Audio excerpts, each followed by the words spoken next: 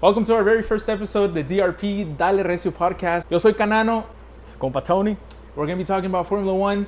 And the main question today is, will Max win the 2025 Drivers' Championship? ¿Qué piensa, Tony? Mira, ¿sabes qué? I'm going to push that button open for the DRS porque ahí viene Max, G. Dígaselo derechito, G. Right now, I think since Max is the underdog in this story, you got to root for the underdog. He's coming down from 40 points at the moment. He's at 306. Piastri at 346. Will it be Piastri and Max just head-to-head the last race of the season? Who do you go for? I'm going for Max, man. I'm going for Max. I got to support Honda, man. I got to go Piastri just because, I mean, McLaren has been my second team too after Red Bull because Checo, got booted and whatever. I really want Piastri to get in there, get his hands dirty, and play the way Max plays, which is tough. And he can't back down from Max because once Max sees blood, he's going to go after him. And that's exactly what's coming. He's seeing that this whole thing with Piastri and Lando's going on, and he's just slowly creeping up, and then next thing you know, it's too late for McLaren. And what are you gonna do when you have Max coming up behind you, like right in the fight? They brought it upon themselves, man. It's like that meme. Have you seen the meme of Tom and Jerry where Max is Tom and he's catching up to Jerry the mouse? And it looks super funny. In conclusion, your answer to this question is yes.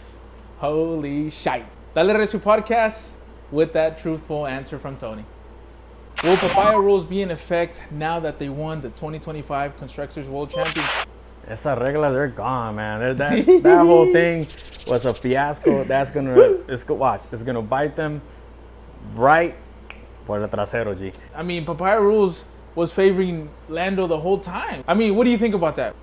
I mean, they try to stay neutral, but everybody sees that it's favoring Lando. Let them race. The golden child is no more. Lando Norris was up here, G. Up here. And what did that get him? It allowed him to still stay within the fight, because if it wasn't for them making certain decisions in order to be equal, then, Lando would not be nearest, at least close to where he's at right now in the championship. This last race, they had their first encounter. But there was one where Lando came up behind him. I think it was Canada, coming up into the finish line, like around the pit. Oh! Yeah. And when Lando hit the wall. Yeah. That was, but true. I mean, he right away like, hey, it's my bad. But yeah. You could see things were starting to get. It was starting to heat up. Yeah, it was starting to heat up since Canada. Yeah, you're absolutely right. And then Singapore, Lando pushed Piastri almost to the wall. And then this recent here in Texas, wow, did Piastri? I think Piastri fucked up. Oh yeah, for sure. I think Piastri going deep on the right side and then trying to turn back inside with Hülkenberg and Alonso that were there, and therefore Piastri caused damage to himself, and then he pushed onto Lando. So in conclusion, will Papaya rules be in effect now that McLaren won the constructors? The answer is absolutely not. No more Papaya rules. Ahí dense con todo. Piastri y Lando. Que vayan a volar unas front wings, G. Yeah, we know about that. Dale RECIO podcast. No more Papaya rules. Así que Piastri and Lando will be having a clean fight from now on. The next question, Tony. Christian Horner to Ferrari. Dígame, G. What's going to happen there? First and foremost, what is going on with Ferrari thinking about that? I would like them to be where they should be, just because of historical purposes. That's when you think of Formula One, you think of Ferrari. That they should be on top. Unfortunately, they don't have their stuff together, man. What's going on? You've seen it years before. Strategy, mess ups, bad calls. Even though they have, Hamilton, they got good drivers. Is it that they just can't figure it out? There's no performance in the vehicles, that's for sure. I mean, even before Hamilton, they had Sainz. Sainz was not bad at all. Sainz, it was unfair the way they chopped him, but they did, and I get why. Yeah. And Lewis Hamilton being there, he said it himself. He knew Ferrari was going to have the potential that year, or the performance. But even then, what do you think Christian Horner is going to bring to the table for them? He's good at making his deals and getting sponsors and stuff like that. But the key thing is, they've said it before, and I know it's been talked about many times, like Horner wants full control. And it's gonna butt heads with the way that culture is at Ferrari. Would it be a mode push for you or lift and coast? Not even lift and coast, you lift and brake. There you have it. Tony does not agree with Christian Horner going to Ferrari. He doesn't like that move. And honestly, neither do I. Christian Horner did what he did at Red Bull for so many years, and you know, who can take that away from him? He's definitely a good team principal, but not a good fit for Ferrari. So here we go with Red Bull Racing, DRP. What is our take on who gets the next Red Bull seat? It's a weird one because with Red Bull, you have a lot of candidates. You got people in the junior team, and you got just the people in the current grid. Red Bull is a very toxic environment for drivers, and we've seen them spit people out. Toxic is right, sir. Yeah, I still have faith in Yuki, but I understand if he wasn't there. And I don't think he's going to be there. He's a great driver. He wasn't given the opportunity the right way. So, I mean, what's going to happen now? Who's going to get that seat? The only person that could drive that car is Max.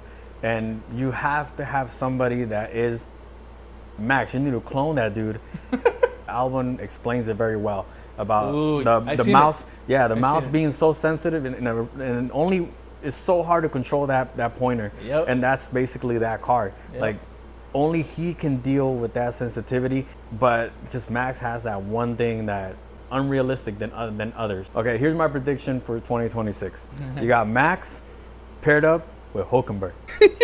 What the? I think Red Bull will follow what their agenda is. So I think you will see him alongside Hajar. I don't think they'll drop Yuki back into Racing Bulls just because the whole thing with Honda's gone, and if Honda's gone, nobody's backing up Yuki. So those are your predictions for Red Bull seat? I think so. Dale RECIO Podcast. Ahí quedó la respuesta de Tony. That's right. We save the best for last, and we will always do this. Hopefully it becomes our tradition in DRP. What to expect from Cadillac? Tony, take it away. Yeah, Checo, if you see this, send some merch, bro. Send some merch. Sponsors, G's. I'm gonna have to make my own shirt, the Cadillac. Dale RECIO Podcast with the 11, G. But first of all, Checo's back. Checo's back. Let's go, baby. Y luego también Bottas. Hey, Bottas is good. See, nothing against Bottas. But if they would have put Pato in that car, ooh, that was the talk of the talk, though, patron. I know, but I mean, you can't have everything you want, man. I mean, that's streaming big. Felt more bad about was that Pato wasn't even told about it. Not even like, what do you think of Cadillac? Nada, G. Nada le dijeron al pobre Pato. Y tanto que queríamos a Pato. What we think of Cadillac for the first year, he's getting a Ferrari engine. I really do hope I see Checo in the top 10, and obviously Bottas as well. We want the whole team of Cadillac to just come through and bring a great car. Competitive, but if not competitive, then with some potential to see for 2027 maybe. Yeah, for sure. But what do you expect from Cadillac, Tony? I think Cadillac won't be in the back of the field. One, they got two good drivers, Grand Prix winners, a lot of experience. Definitely. Cadillac did their homework, I think, or I want to believe. Simulations. Simulations. Yeah. So simulations. They should, they're starting to build a rhythm, especially like the fact that they're going to be able to use the Ferrari engine. The rules for 2026 are based more towards engine manufacturer. So maybe this is where like that's an advantage. So it just comes down to the rest of the pieces coming in. But I'm pretty sure they hired engineers, good adequate people in the right fields, and I wouldn't be surprised if they're midfield, like in the Williams. If we can see Cadillac in that mix, to me that's a win for 2026. Right, next year regulations will change, and it won't favor anybody. For all we know, Haas is going to be world champion next year. Ferrari engine. Ferrari engine. It could happen. It is possible. It is definitely possible. What to expect from Cadillac is midfield team. Midfield team. Dale RECIO Podcast. Ahí lo tienen. Tony ya lo dijo. Y así va a ser. That's right.